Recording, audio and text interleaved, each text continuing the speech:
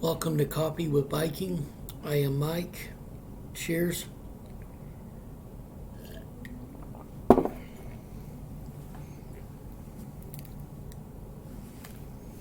Second Kings.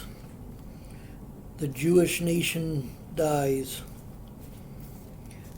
Many Jews feel secure in their homeland, home free, home forever.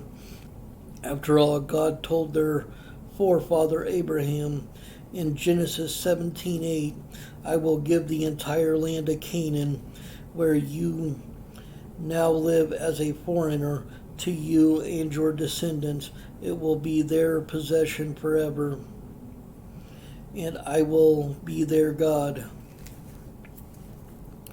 But what happens when they decide that God is no longer their God?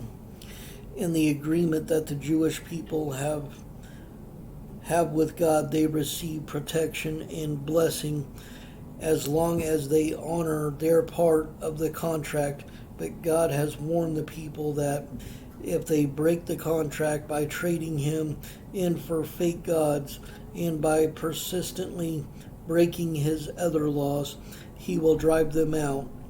Deuteronomy 28:64. The Lord will scatter you among all the nations, from one end of the earth to the other. Apparently, the Jews forgot this warning. They send up a storm from generation to generation.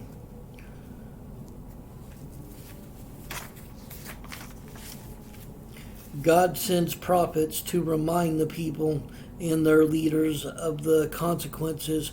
For the most part, the prophets get about as much attention as people today carrying a sign, the end is near. But for the northern Jewish nation of Israel and the southern Jewish nation of Judah, the end truly is near. God sends Assyrian invaders from what is now Iraq to conquer Israel, scatter the people, and resettle the land with foreigners. About 150 years after that, God performs an encore. He sends the Babylonians to destroy Judah and to exile the Jewish survivors. As a nation, Israel is dead, erased from the world map.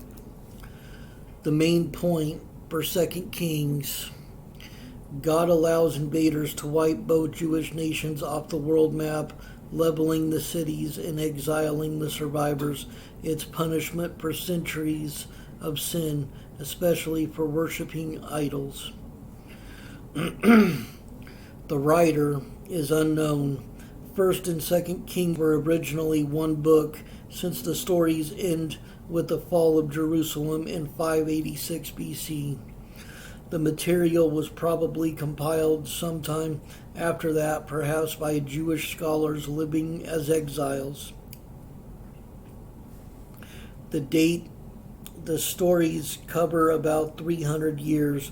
They pick up where 1 Kings leaves off, starting well into the ministry of the prophet Elijah in the 800s BC and ending with the fall of Jerusalem in 586 BC.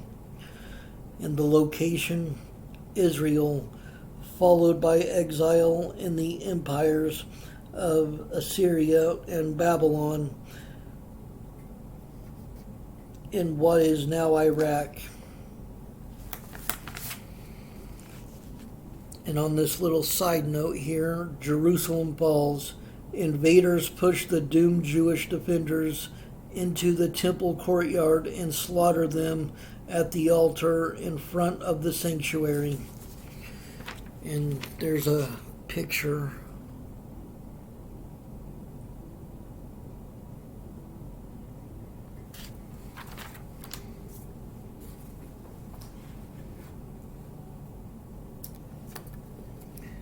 Stay blessed.